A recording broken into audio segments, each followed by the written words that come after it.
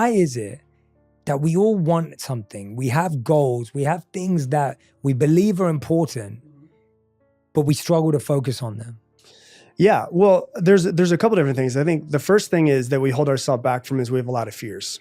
And fears, when you really start to dive into them, like you mentioned in the beginning of this, like I started talking with you about like the East and you started, I remember you told me in 2017, like you should read the Bhagavad Gita. So I literally wrote it, I got it like the next week and read it while we were traveling. And so there was that. And as I was writing the book, I was like, what's the thing? Because the original title of the book was The Psychology of Taking Action. Because I was looking at the Mindset Mentor podcast. I have 1,400 episodes and I was like, it's just me speaking for almost every single one of them. And I was like, what do I teach? Like, what do people want from me? And I was like, it's almost all like tips and tricks to understand yourself to take action.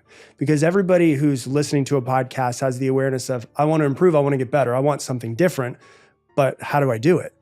And so I started saying, okay, if taking action is what the book's going to be about, like, why don't people take action in the first place? And one of the things that pops up for people is fear. Like there's some sort of fear that pops up for them. And I had a conversation with one of my friends who went and lived in the tribe with a tribe, a native Brazilian tribe in the middle of Brazil.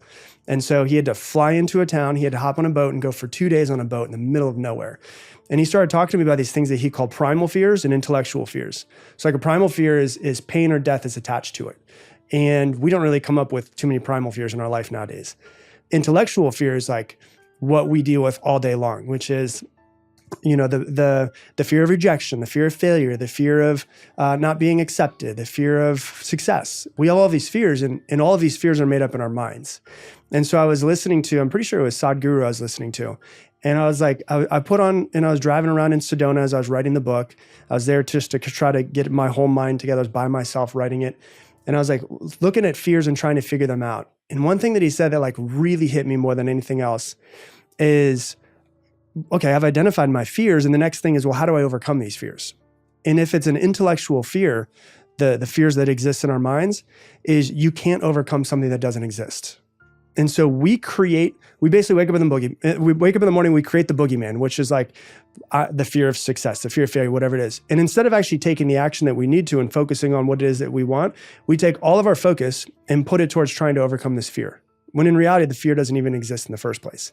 And so I think the biggest thing for most people is like the fear is keeping you from focusing. But there's also like the identity of who you think you are.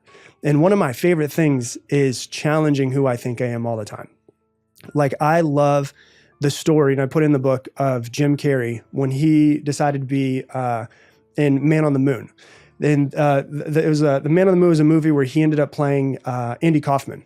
And there was a whole documentary that was done on this, and they curbed it for like 20 years because it was so off the rails of how crazy he went. And what he did was it's a documentary called Jim and Andy that's on him playing the role on Man on the Moon. So Andy Kaufman was a guy who was once alive. And the crazy part about Andy Kaufman is he also played other characters. So it was Jim Carrey playing Andy Kaufman, who played like Tony Clifton and other characters. But the thing that happened with him was that he would never break character. So he was a method actor. So for 4 months, he played as this real life person.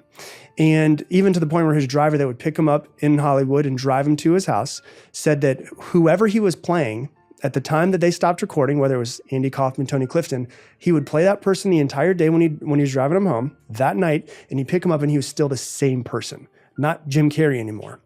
And so what happened was he ended up like, and it gets kind of crazy, where he ends up doing therapy sessions with Andy Kaufman's real daughter and his family to like help them overcome his sudden death.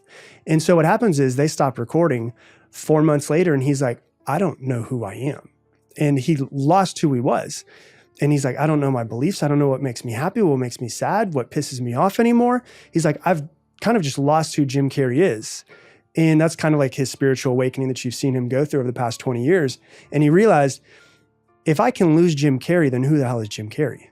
And he realized that Jim Carrey is just basically a character that he's playing all the time that is completely somebody else. And he could just wake up another morning and act like he's somebody else. And so I think that two of the things that really keep us from focusing on stuff is we get really afraid and fearful of making change or judgment or failure and all that. And the other thing is like who we actually truly think we are will hold us back from taking either the action that we need to or, staying in the exact same position that we're in. I love that. I want to go down both of those routes because I find them both fascinating for different reasons. And I want to go down that more spiritual, ethereal journey as Let's well. do it. Because but before we do that, I want to make sure that, so if we talk about the fears that people are experiencing, as you said, a lot of the time it's